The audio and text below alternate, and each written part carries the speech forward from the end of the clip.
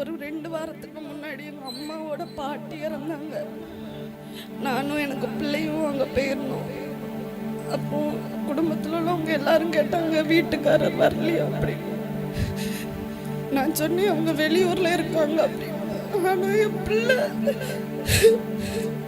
எங்கள் அப்பாவும் எங்கள் அம்மாவும் பிரிஞ்சிருக்காங்க, நான் தனியாக தான் நின்று வளருங்க அப்படின்னு சொன்னான். அந்த இடத்துல எனக்கு என்ன சொல்லணும் எனக்கு தெரியல. அவ்வளோ கஷ்டமா இருந்துச்சு.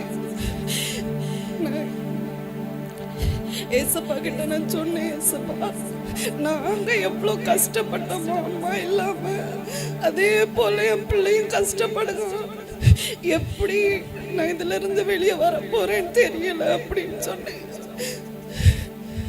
ப்ரேயர் பண்ணேன், காலையிலையும் நைட்டும் ப்ரேயரில் வச்சுட்டே இருந்தோம். அப்போ பையன் சொன்னான், ப்ரேயர் பண்ணிட்டு அம்மா 3 நாள்ல ஏசப்பா உடனே அப்பாவே சேர்த்து வச்சிருவாரு அப்படின்னு. நான் நம்பவே இல்லை. என் பையனுக்கு 4 வயசு தான் ஆகுது.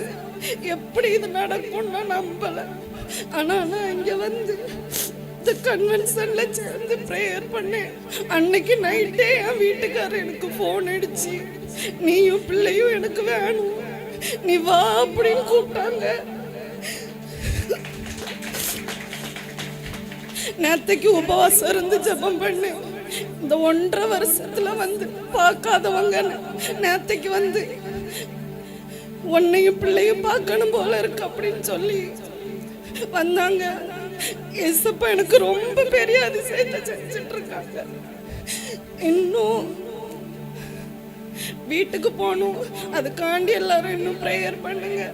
என் தேவன் என்னை பார்த்து என் ஜெபத்தை கேட்டதற்காக தேவனுக்கு நன்றி. அல்லேலூயா. இந்த அருமையான சகோதரிக்காக எல்லாரும் கர்த்தரை ஸ்தோத்தரிப்போம். அல்லேலூயா. இந்த 2 நாட்களும் இந்த உபவாச கூட்டத்தில் கலந்து கொண்டு அவர்கள் வந்து இந்த காரியத்தை என்னோடு சொன்னார்கள்.